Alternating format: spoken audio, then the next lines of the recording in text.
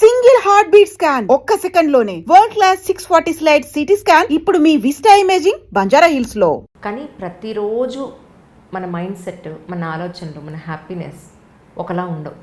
మన ఇంట్లో తయారు చేసిన ఫుడ్డే ఇంట్లో పిల్లలు, హస్బెండ్ ఇంకోటో ఏదో కొట్లాడినప్పుడు వంట చేస్తే దాని టేస్ట్ ఎక్కడో ఒక్క పెసరు అటు ఇటు అయిపోతుంది. అది మనకు తెలుస్తూ ఉంటుంది, అబ్బాయి ఈరోజు వంట సరిగా రాలేదు అని. ఇన్ని వీడియో షూట్స్ చేశారు. ఎప్పుడన్నా మీ మైండ్ బాగోక, మీ మనసు బాగోక, ఎక్కడో ఏదో కొంచెం డిస్టర్బెన్స్ వచ్చో చేసి కొంచెం మనసు పెట్టి చేస్తే బాగుండేది కదా. అవునా? So if you are not satisfied with your taste, simple thing చెప్తానండి మీకు. నేను టిఫిన్ సాంబార్ ఉంది, example, simple thing. Tiffin sambar you don't believe నేను 5 times చేస్తానండి. ప్రతిసారికి అదే బెస్ట్ అనుకుని షూటింగ్ మొదలు పెడతాను నేను. ప్రతిసారికి ఏ సందర్భానికి అదే బెస్ట్ అనుకుని మొదలు పెడతాను నేను. మా నరసరావుపేటలో మూర్తి కేఫ్ అని ఒకటి ఉంది, ఒక టిఫిన్ సెంటర్ ఉంది. యాజ్ వెల్ యాజ్ గుంటూరులో శంకర్ విలాస్ కూడా. అంటే నాకు తెలిసింది మా హోటల్, మా మామయ్య వాళ్ళ హోటల్, చిన్నప్పటి నుంచి పావులూరు నిమ్మయ్య గారి హోటల్. సో మా అనుభవంలో మాకు దాని మీద చాలా ఎమోషన్ ఉందండి. అంటే మూర్తి కేఫ్ లో టిఫిన్ సాంబార్ ఉంటే క్యాన్లతో పట్టుకెళ్తారు ఈ రోజు కూడా. వచ్చి ఇంట్లో అందరు పొద్దున్న మూర్తి కేఫ్కి వెళ్ళి, ఈ రోజుకి నరసరావుపేట మీరు వెళ్తే పొద్దున్నే క్యాన్లకు వెళ్తే వాళ్ళు 9:30 తర్వాత సాంబార్ దొరకదు వాళ్ళది. సో అంత ఉంది. ఈ రోజుకి నేను వెళ్తే కూడా మా డాడీ అక్కడి నుంచి తెప్పిస్తారు, మూర్తి కేఫ్ నుంచి సాంబార్ తెప్పిస్తారు. సో ఆ సాంబార్ లో నేను ఏ రోజుకి ఆ రోజు మా మామయ్యని అడిగాను. ఫస్ట్ లో మా మామయ్యని ఏం అడగలేదు. సరే నేను నా అండర్స్టాండింగ్ పెట్టుకొని చేశాను నేను. కానీ it is like a normal sambar, it is not like a very good sambar. అంటే యాజ్ ఐ ఎక్స్పెక్టెడ్. నేను ఎంత బాగుంటుందో మీరు ట్రై చేసి తీరాలి, ఈ మాట చెప్పగలిగేటువంటి అర్హత ఆ సాంబార్కి లేదు అని, మీరు ఖచ్చితంగా ట్రై చేయండి అని చెప్పగలిగేటువంటి అర్హత ఆ సాంబార్కి లేదు అని. ఇది 3 ఏళ్ల క్రితం నేను చేసిన సాంబార్ పక్కన పడేసి. తర్వాత then I met a person, అతను తమిళనాడు నుంచి ఉన్నాడు. లేదు సార్ సూపర్ ఉంటుంది సాంబార్, మీకెందుకు, నా పద్ధతులు ఈసారి ట్రై చేయండి అని అన్నాడు. సో అతను కూడా హోటల్ బ్యాక్గ్రౌండ్ నుంచి ఉన్నాడు. సో అతను అన్నేళ్లుగా చేశాడు కదా అని ఆ పద్ధతి ట్రై చేశాను. బట్ నాకెందుకు సోల్ సాటిస్ఫాక్షన్ లేదు. అంటే చెప్పాను కదండి, నేను మీకు ఒక స్పెషల్ రెసిపీ చెప్తున్నాను. అద్భుతమైన సాంబారు, గుమగుమలాడిపోయేటువంటి తమిళనాడు సాంబార్ లేదా టిఫిన్ సాంబార్. ఈ అక్షరాలు, ఈ పదాలు నేను వాడుతున్నప్పుడు దానిలో అంత సీన్ ఉందా అనిపిస్తుంది కదా. రేపు నేను ఆ రెసిపీ చూస్తే ఏడ్చి మొహం కడుక్కున్నట్టే ఉందంటారు చేసిన తర్వాత వాళ్ళు. ఇప్పుడు వాళ్ళు చెప్పే యాజ్ ఇట్ ఈస్ గా నా మాటలకు ఎక్సైట్ అయిపోయి వాళ్ళు చేస్తే సేమ్ అదే మాట మాట్లాడతాను. I don't want to disappoint them. So then దాని మీద మళ్ళీ 4th time మొన్న రీసెంట్గా వెరీ రీసెంట్లీ చేశాను. దాన్ని నేనేం అర్థం చేసుకొని ఇది పూర్తిగా నా సైన్స్ ఇట్లా పెట్టి అది అయ్యి ఉండొచ్చు, ఇలా అయ్యి ఉండొచ్చు, సాంబార్లో ఈ ఫ్లేవర్ ఎందుకు వచ్చి ఉండొచ్చు, స్వీట్ అరోమా ఎందుకు వస్తుంది, టిఫిన్ సాంబార్కే ఏమిటి ఆ ప్రత్యేకత, మళ్ళీ ఈ హైదరాబాద్లో చేసే సాంబార్లు అసలు అవి సాంబార్లు కావాలి.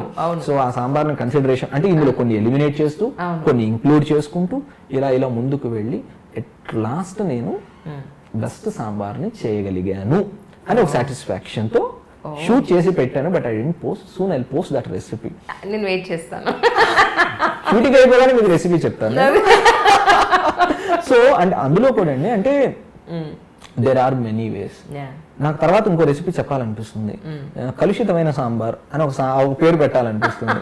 ఎందుకంటే ఇప్పుడు నేను చెప్తున్నది authentic way of making sambar. అంటే ఇప్పుడు కమర్షియల్ లెవెల్ ఆఫ్ సాంబార్ ఒకటి వచ్చింది, దాన్ని నేను కలుషితం సాంబార్ అంటుంటాను మాటకి.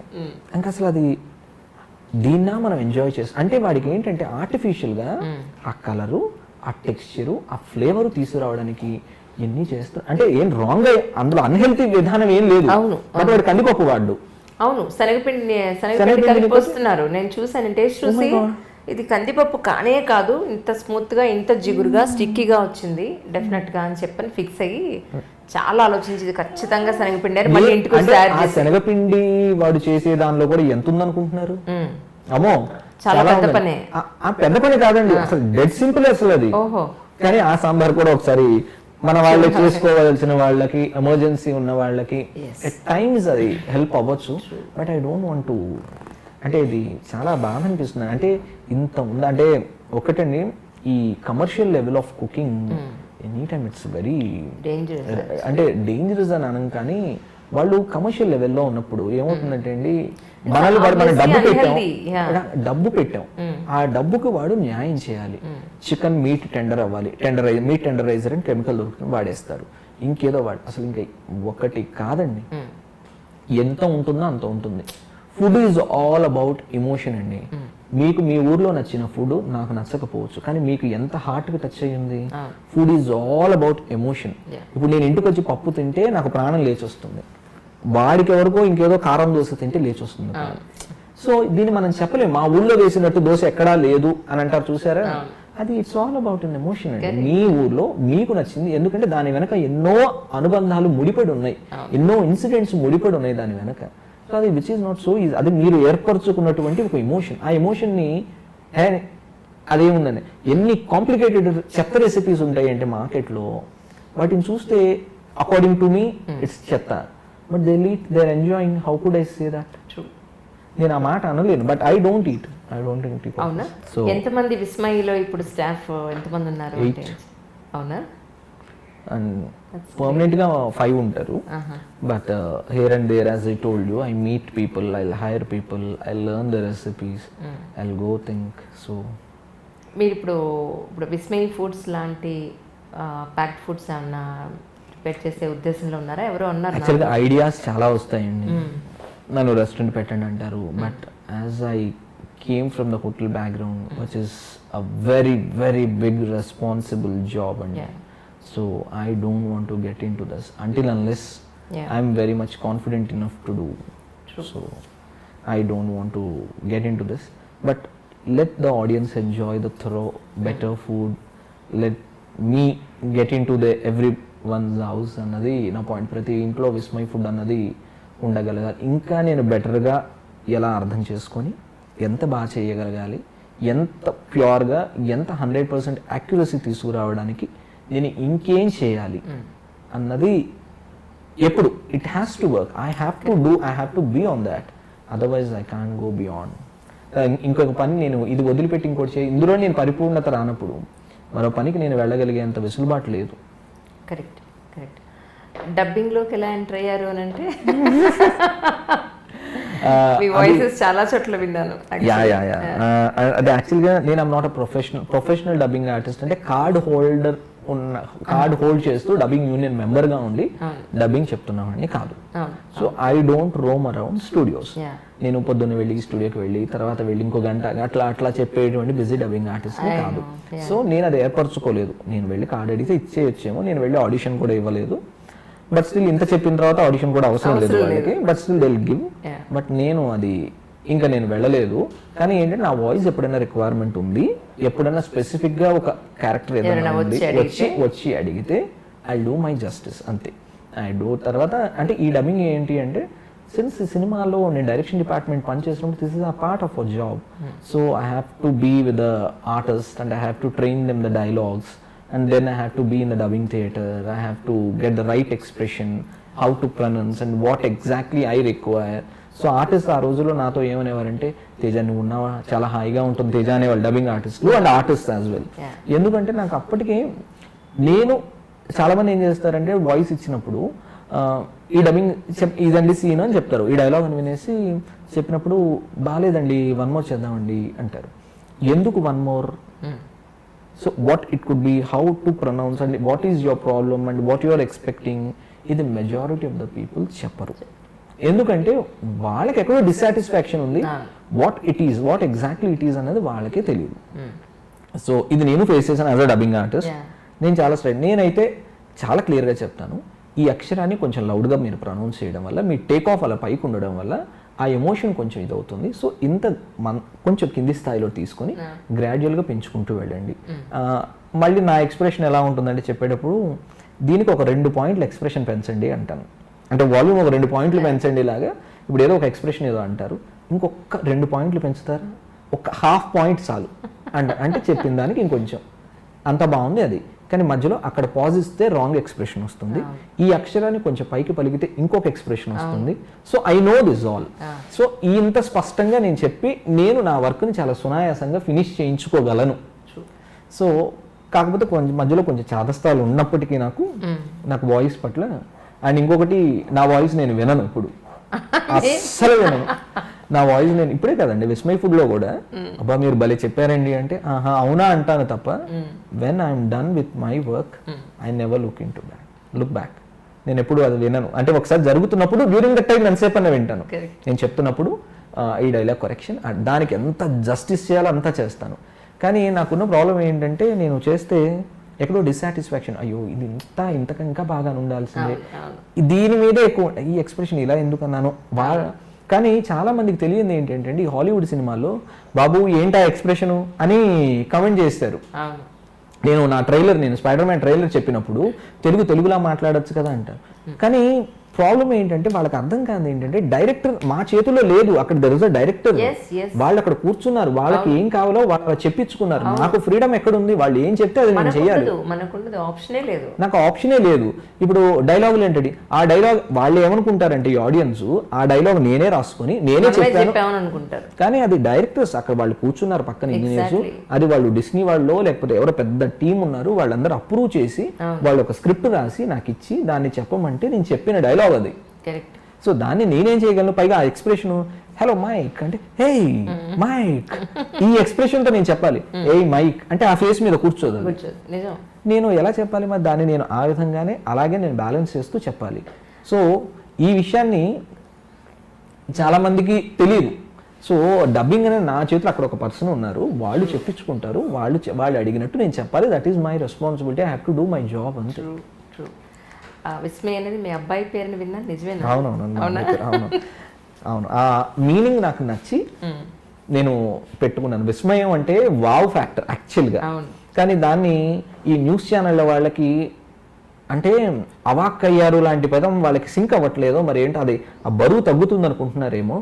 విస్మయం చెందారు కరప్షన్కే వాడతారు మళ్ళీ ఈ పదం ఈ న్యూస్ ఛానల్ వాళ్ళు, కరప్షన్ కి వాడతారు. విస్మయం చెందారు, విస్మయం చెందడం అయింది వారి వంతు అంటారు. దాని అంత బ్యూటిఫుల్ ఎక్స్ప్రెషన్, పాజిటివ్ వైబ్ ఉన్నటువంటి విస్మయం అంటే ప్లెజెంట్ సర్ప్రైజ్. ఇన్నేళ్ల తర్వాత మిమ్మల్ని వావ్ వాట్ ఆ ప్లెజెంట్ సర్ప్రైజ్, ఆ ఎక్స్ప్రెషన్ ని తీసుకెళ్లి వీళ్ళు అవాక్ అయ్యారా ఇలాంటి నెగిటివ్ కానిటేషన్ లో వాడడం మొదలు పెట్టారు ఈ న్యూస్ ఛానల్స్ వాళ్ళు. వాళ్ళకి ఆ పదం అంత బరువైన పదం దొరకలేదేమో వీళ్ళకి. చాలా క్లియర్గా వరాహ స్తోత్రంలో విస్మయం అని 3 లైన్లు ఉంటాయి, 2 లైన్లలో క్లియర్గా విస్మయం అని ఇంత క్లియర్గా ఉంటుంది. అది అంత స్పష్టంగా ఆయన ఎలా ఉందని చెప్పిన దానికి వీళ్ళు తీసి ఇంత నెగిటివ్ కానిటేషన్లో మాట్లాడుతుంది, బాధేస్తుంటుంది నాకు. మీ మిస్సెస్ సపోర్ట్ మీకు ఎలా ఉంది అని అంటే 100% definitely she is my support అండి. So during the shoot she'll be with me, back ఎండ్లో తను పని చేస్తుంది, షీల్ అండర్స్టాండ్ ద రెసిపీస్, తన మొహమే చెప్పేస్తుంది ఏంటి రెసిపీ ఇట్లా ఉంది అని అంటుంది వెంటనే. బట్ నేనంటాను నీకు నచ్చకపోవచ్చు, but they are people like who will like కదా. So every time she is a big support అండి. సో అండ్ విస్మయ్ని మాకు ఒక పెద్ద ప్రాజెక్ట్ అది. సో ఆ ప్రాజెక్ట్ని మేము ఎక్కువ ఇంపార్టెన్స్ ఇవ్వడం అనేది మాకు అనుకున్నాం, మ్యూచువల్గా అనుకున్నాం. So that is amazing whatever we are doing for him and for us as well. So that ఆ విషయంలో మేము నెగ్లెక్ట్ చేయకూడదు. కాబట్టి సిన్స్ తన LLB చదివి తన మ్యాజిస్ట్రేట్ ఎగ్జామ్స్ రాసి ఇవన్నీ చేసిన, but she quit and she is here. So అవునవును డెఫినెట్లీ తను నాతో షూటింగ్లో ఉంటుంది, ఎవ్రీవేర్ మనం బేకింగ్ మేమిద్దరం కలిసి she is a very good baker. తను చాలా బేకింగ్ తను కలిసి చేస్తుంది. And moreover I will tell you, తనకి చాలా రెసిపీస్ ఇనీషియల్ డేస్లో తను చేసింది. ఈ లాక్డౌన్ వచ్చిన తర్వాత she has to be with Vismai. అందుకని I'm not entertaining her during the shoots. So నేను నా టీంతో కలిసి వాళ్ళతో షూటింగ్ ముగించి చేస్తున్నాను. ఓకే, మీ వాయిస్ విస్మయ్ ఫుడ్స్ కన్నా ముందు ఐ థింక్ ఛానల్ పేరు నేను సే దట్, బట్ కానీ అది ఫిల్మ్ దానికి సంబంధించి ఇన్ఫర్మేషన్ అంతా ఇచ్చేది ఉండింది. అక్కడ ఫస్ట్ మీ వాయిస్ విన్నప్పుడు నేను మెస్మరైజ్ అయిపోయాను మీ వాయిస్కి. ఎంత బాగుంది వాయిస్ కల్చర్, అసలు టెక్స్చర్ కానీ డిక్షన్ కానీ భాషలో స్వచ్ఛత అంత బాగుంది అని అనుకున్నాను. తర్వాత మళ్ళీ కట్ చేస్తే మళ్ళీ నాకు ఇక్కడ కనిపించింది మీ వాయిస్ అనుకున్నాను. అవునండి, అది యాక్చువల్గా పాజిటివ్ వైబ్స్ అంటే యాక్చువల్గా ఎప్పుడు కూడా అండి లైఫ్లో మీకు నాకు మధ్య జరిగిన సంఘటన అనుకున్నాం ఏదైనా ఒక ఇన్సిడెంట్, దీనికి మనకే పొరపక్షాలు ఉన్నాయి. అంటే మీ ఆలోచన way of vision is different and my way of thinking is different. మనం నా పాయింట్ ఆఫ్ వ్యూ నాకుంది, నేను వెళ్ళి నా పాయింట్ ఆఫ్ వ్యూ ఇంకోళ్ళతో షేర్ చేస్తాను, మీ పాయింట్ ఆఫ్ వ్యూ అని చెప్తాను. ఈ ఇద్దరు జరిగింది, ఈ మూడో వ్యక్తికి అసలు తెలిసే అవకాశం లేదు. దీన్ని తీసుకొచ్చి బయట వాళ్ళు సినిమా గాసిప్స్ అని మీడియాని ఇవన్నీ చేస్తున్నారు. బట్ ఐ డోంట్, దాని మీద నాకు అది ఎలా ఉందంటేనండి, లైఫ్లో కొన్ని ఎదురైన వాటిని అంత తీక్షణంగా ఇది ఏమిటిని నిర్ధారించుకొని ముందుకు వెళ్ళేలాంటి ఫేజ్లో లేను ఆ టైంలో. నేను what ever comes in my way I'm doing it. ఆ టైంలో చేశాను నేను కొన్ని వాయిస్లు టక్ వాయిస్లు ఇచ్చేవారు, నేను చేసేసాను. బట్ ఓవర్ పీరియడ్ అది చాలా ఫాస్ట్గా పికప్ అయిందండి. October, November, December. అవునా, అది it's very early stage of YouTube అండి. 2016 తర్వాత మీ మనసుకి అది నాకు చాలా బాధ అనిపించిందండి. అంటే వాళ్ళ జీవితాల్లోకి అసలు తొంగి చూసేసినట్టే, నేనే ఏదో వాళ్ళ పక్కనే ఉండి అన్నీ చూసేసినట్టే, పైగా నేను దాన్ని చాలా గ్లోరిఫై చేస్తూ ఎక్స్ప్రెషన్ ఇస్తూ చేయడం అనేది somewhere I don't like. So ఎందుకు నాకు మనసు అస్సలు ఒప్పుకోలేదండి. నాకు అది చేస్తున్న ప్రతిరోజు బాధ అనిపించేది. ఆ మైక్ ముందు ఉన్నప్పుడు మాత్రం త్వరగా ఎంజాయ్ చేస్తూ చెప్పేవాడిని.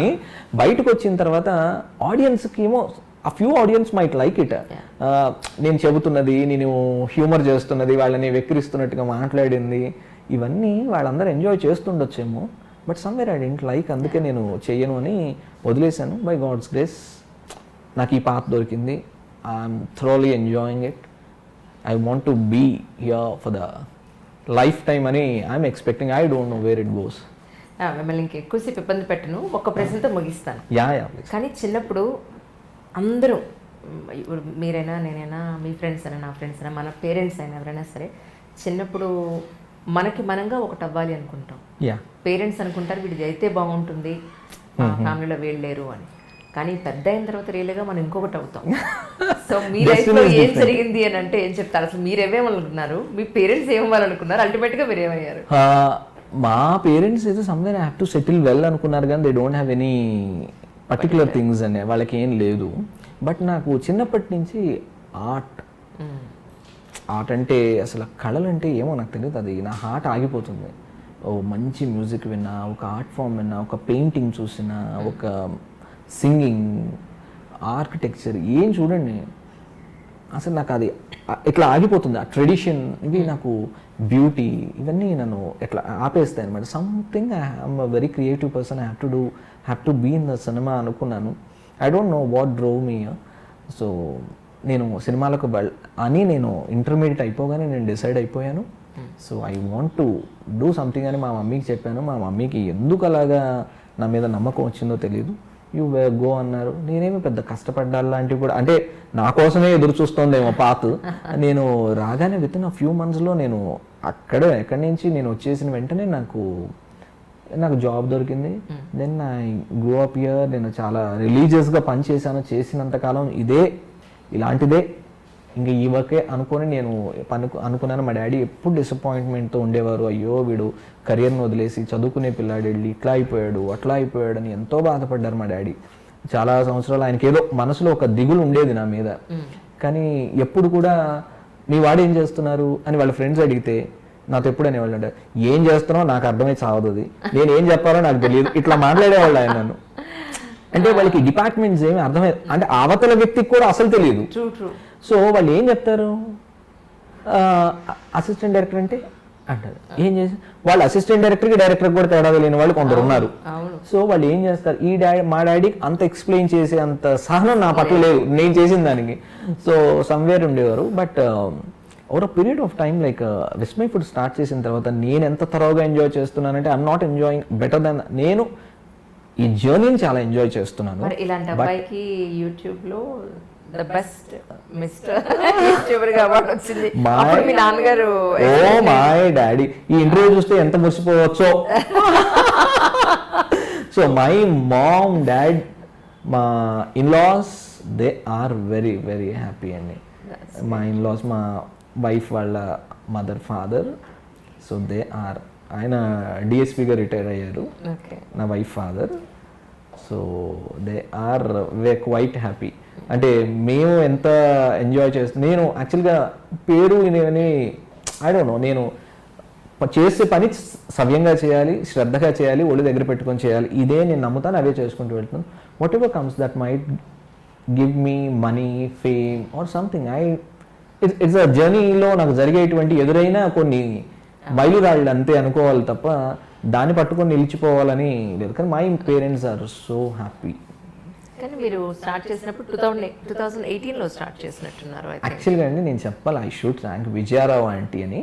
అవును, విజయరావుతో కలిసి మీరు కొద్ది రోజులు work చేశారు. యాక్చువల్గా విజయారావు అంటే నాకు బాగా తెలుసు ఆవిడ. Yeah, yeah.